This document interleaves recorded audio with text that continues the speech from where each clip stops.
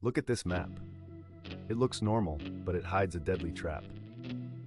Venezuela's geography confines it between the Andes Mountains to the west and the Caribbean Sea to the north. If we zoom in here, we see a narrow coastline with limited port access, while vast interior jungles isolate resources. This physical landscape creates choke points that strangle trade routes and limit economic growth. Stay with me as we uncover how Venezuela's terrain is the invisible hand dooming its future. Venezuela's geography acts as its primary antagonist. The western Andes Mountains form a natural barrier separating it from Colombia and restricting land-based trade routes. These mountains are rugged and difficult to traverse, creating a buffer zone that isolates interior regions. To the east and south lie vast, dense jungles of the Amazon basin, further limiting overland connectivity with Brazil and Guyana. Its northern border opens to the Caribbean Sea, but here lies another problem: a short, narrow coastline with limited deep-water ports. Territorial disputes in the Gulf of Venezuela add geopolitical friction and limit maritime control of key trade routes.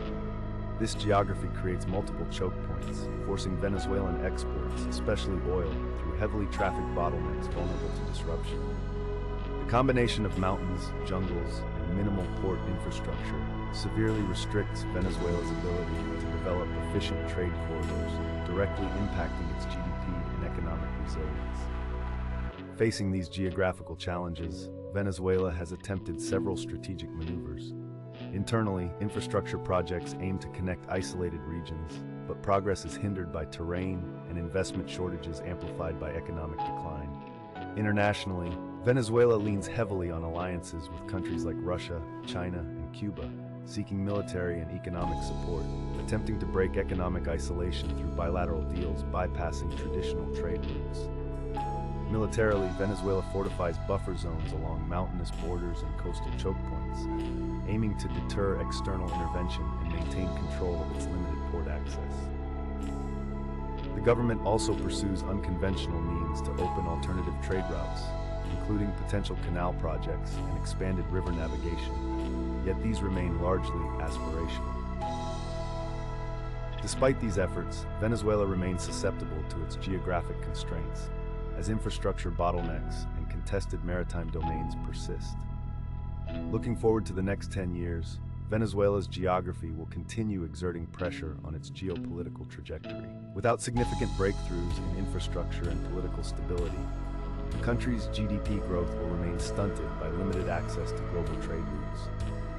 The Andes and Amazon act as enduring buffer zones, isolating populations and complicating resource extraction.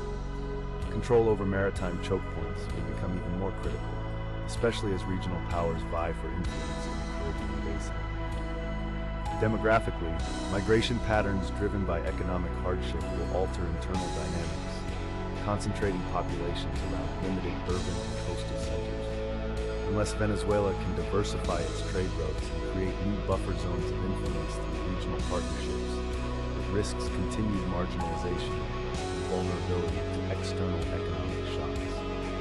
The geographical traps embedded in its terrain ensure that without strategic adaptation, Venezuela's doom is not just political, but deeply physical. Venezuela's geography is not just a backdrop, it's the core challenge shaping every strategic decision. Mountains, jungles, and coastal choke points create a landscape that restricts growth and isolates the nation. For policymakers and analysts, understanding this terrain is essential to grasp why Venezuela struggles and what future lies ahead. If you want deeper insights into geopolitical landscapes shaping global power, subscribe and stay tuned. Geography is destiny. Venezuela is confirmed.